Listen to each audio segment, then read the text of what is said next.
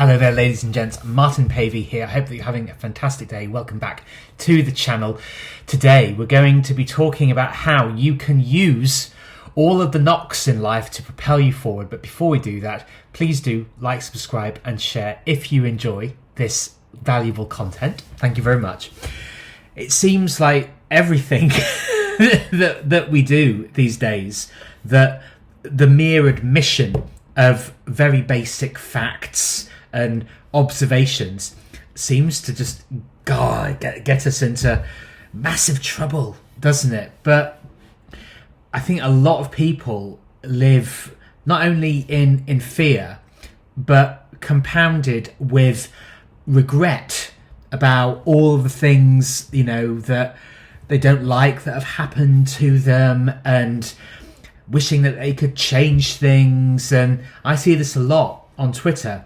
A lot of people will ask this the same question in different words, of basically saying, oh, what's one thing that you know now that you'd wish you'd known much earlier? And so, yeah, I mean, let me just let me just invent my time machine and, you know, just peer into my crystal ball and just go ahead and do that. You can't do it. I've said many times, there's a pace to life and there is a rhythm to life, and your search, okay, is actually all about finding your own rhythm and finding, you know, how you interact with the world healthily. And we're living in a bizarre time where freedom seems to be under constant attack, and people are just so paranoid, and there's a lot of anger.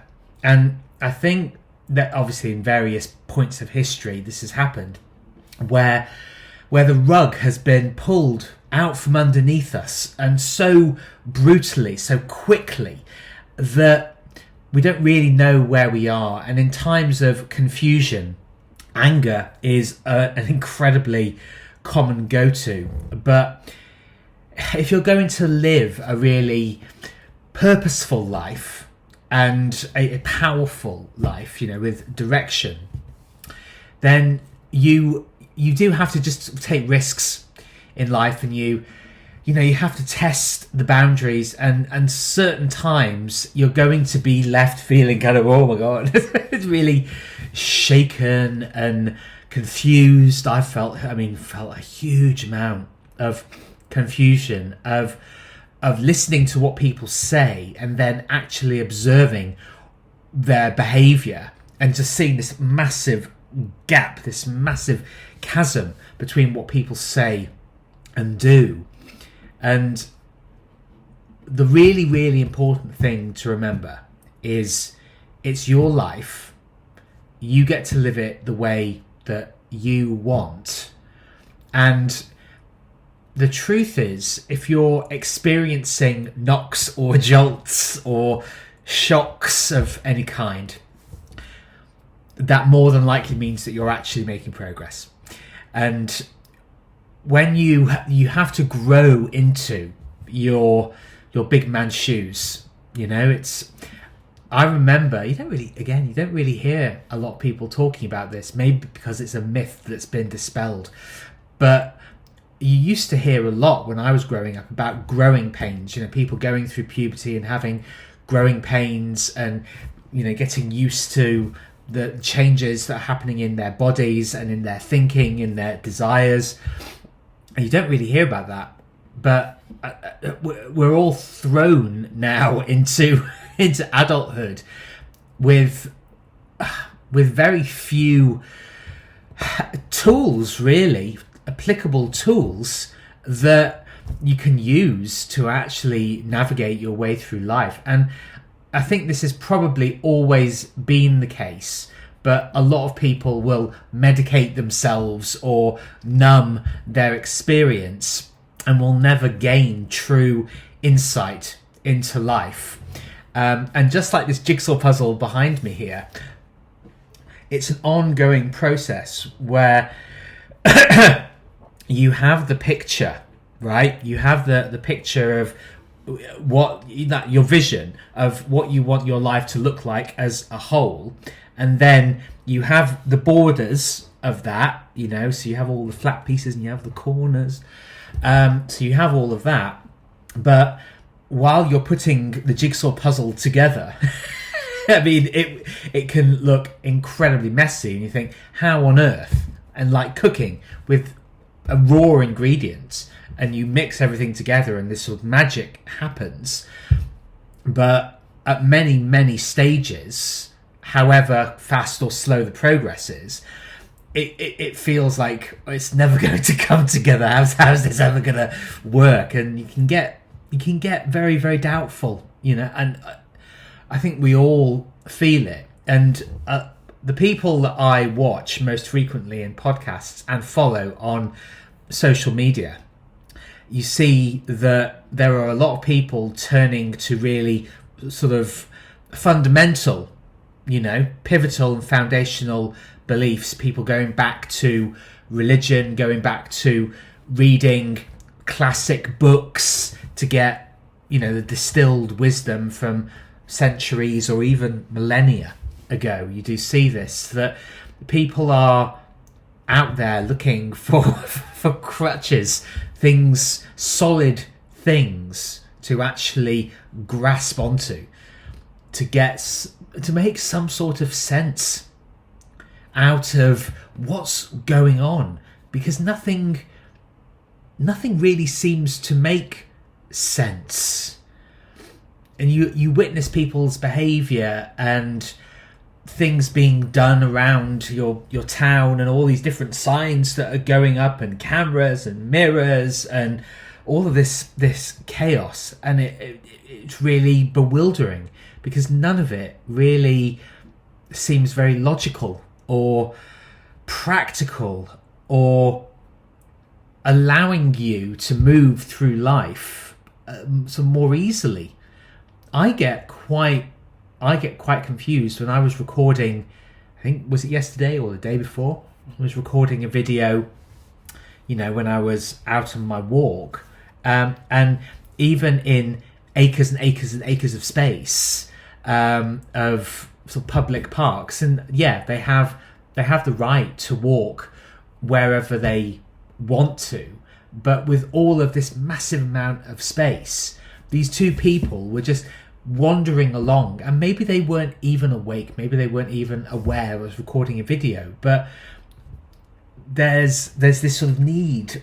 People seem to want to kind of get smaller and smaller, and they were walking so sort of close, and that to me, it doesn't make sense. And I talked in this particular video about people being able to human, and I think that the human state that you want to work with, that you want to work towards rather, is a harmonious one, but it's actually also a practical one. Well, if you've got all of these acres of space, why are you making it that you've got less room to move? It doesn't make sense to me. I find it really, really bizarre. And even people wandering along footpaths, and there doesn't seem to be that practical sense, because common sense doesn't exist. If it did, it would be common. But what you need to do is you need to make it known to people what's acceptable and not acceptable. And I'm not talking about picking fights with people, but I think a really surefire way of propelling yourself forward, but despite all of the knocks that you take, is actually being able to take up space, to assert yourself, and to not take any bullshit from people. Really, if you boil it down, just not being not allowing yourself to be pushed around or taken advantage of, which seems to be, people seem to believe that they have this this right, just to infringe upon your life, far more so than I ever remember growing up. Things definitely, and I think everybody feels this way to a certain extent, but things did feel a lot easier. But I think that the reason that things felt easier is because people did actually assert themselves more. And it doesn't take actually a huge amount of people doing that. The vast majority of people don't need to behave in the way that I'm describing.